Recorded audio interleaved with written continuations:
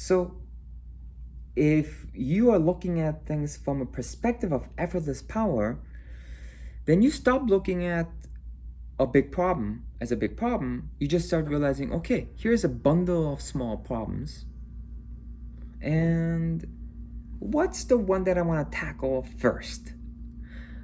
It's a much more playful way of approaching it. It's a much better way of approaching it in terms of enjoyment and effortless power. And all of a sudden, you stop looking at things as big and daunting or difficult to do.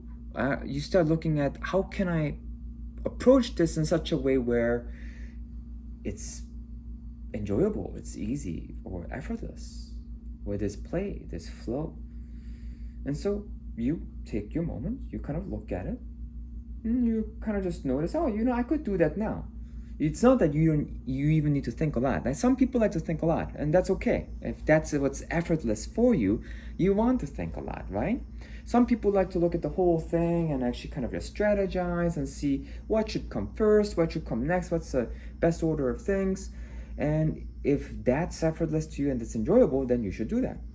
Not everybody is like that. Some people would like to actually just kind of look at it and say, oh, hey, I can do that now. And they start it. And then once they got started, they're like, oh, you know what? That's more difficult than I thought. Okay, I'll just kind of just finish this off so it's not hanging. But I think I'm gonna try and work on something else. Okay, I finished that, and then now you're at least done with that problem. It's like, oh, you know what? I think I'll try that. I think it's gonna be easier, or I'll just do this next, and so on and so forth. So some people, they just like to say, okay, I started this. I'm gonna finish this. Okay, done.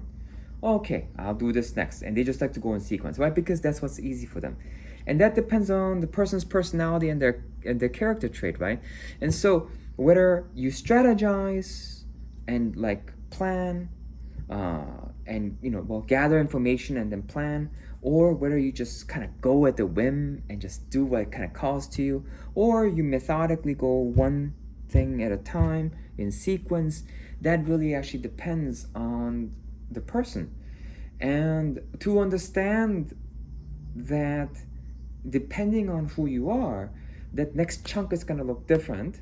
And really the only thing that you need to follow is actually your feel of that slow is fast. How slow do you need to go? Where it's enjoyable, where you can calm down, where you feel you're relaxed and things start feeling effortless. And at that speed, when it's at speed, then actually things feel effortless. It's typically the rate of gravity, or where it's about this speed. It's like the speed of just dropping something. It's like kind of just, and then if you go slower than that, then it becomes more effort. And actually, if you want to exercise more, then you go as slow as you can. But so how slow is slow? That depends on the person. And then how small is great depends on the person. Like, if it's too small, you don't feel like doing it. If it's too big, you don't feel like doing it. There is a small enough. Less has to do with not tackling too many things at the same time, right? And so typically, one thing at a time is actually the best. That's actually how our brains are made. It's actually rare to come across someone who's truly a true multitasker. What you'll notice is that their attention doesn't diminish. Actually, what most of us are serial taskers that switch, meaning as in we start one thing, and then we get that going, and then while this is going, we switch to a different task that we can get started on while this is being done, or this can get done and you can start this and then this will go by itself and then you start something else. Like cooking is a good multitasking or serial tasking example. You get something going, you chop something up and you put it in, it's cooking, and while that's saying you chop something else up and you cook it, and then you are cooking something else while this is cooking. So that's a good switching task and serial tasking example, where you get things done both parallel and serial at the same time. And so now to what extent you can do that depends on you. So less is more. Typically, the less you have going on, the easier it is for you. But how much? That depends on your brain. Because for some people, if there's not enough going on, that's boring. But it also could be that you're addicted to stimuli, which is a different subject. So you need to actually be doing a certain amount. Typically, one thing at a time is the best for everyone because it prevents you from having what's called arousal addiction, which means that you are not addicted to excitement and you just are going from one excitement to the next. Because if you've got a lot of things going, most likely if you like that, you're addicted to excitement. And the way you recognize that is you like to get started a lot of things because it's exciting, and the adrenaline or the rush of like trying to keep all those things going like makes you feel excited. And then afterwards you regret it because you made too many mistakes, or you didn't really get anything done because you started everything but you didn't do anything, but none of them got completed, and things like that, and you regret it but for some reason you couldn't help it. You are most likely facing what's called nowadays they call arousal addiction, where you're addicted to excitement, right? And so that's when you're unbalanced. But for most people, what they learn is that once they overcome arousal addiction, and once they start actually having a balanced life where they start enjoying a certain pacing, where they're relaxed, where they're in a non-dual perspective. And if you want to know what that is, listen to the non-duality and gratitude practice series, and that will give you an idea, that I recorded within this app. So just reference that, and that will help you a lot.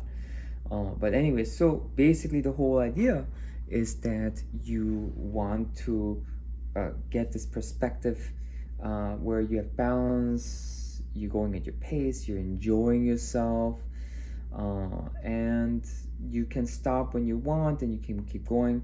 It's not like you're just excited and you just have to keep going, chasing one excitement after the other. And if you do that, for most people, just doing one thing at a time really works. So if that's the case, then within this balanced view of seeking effortless power, where things are effortless, enjoyable, and you're going at your pace and you're relaxed, from that perspective, then you start realizing, oh, there are no such things as a big problem. They're just bundles of small problems. And that view all of a sudden transforms everything. And I'd like to say, try that starting today. Just whenever you come across something you resist, take it slow, pause, and just tell yourself there are no big problems. They're just bundles of small problems. So what small bundle do I want to tackle right now? And then just look at that and just do this and just take care of that. And then you'll start getting momentum. And that's actually how you have probably this experience where you had a lot of resistance before you started, but once you had started, it just started flowing. And that's what it is. What you're doing is you're tackling one thing, and then after that you're tackling the next, and then after that you're tackling the next, and before you realize it, you are in a flow because you're starting to see all the steps. Meaning, instead of just seeing this one bulk, you're starting to see them as small sequential things that you can take care of. And all of a sudden your view has changed. So you don't realize it, but your view changed from there being a big problem to actually being a series of small problems, just a bundle of small problems, right?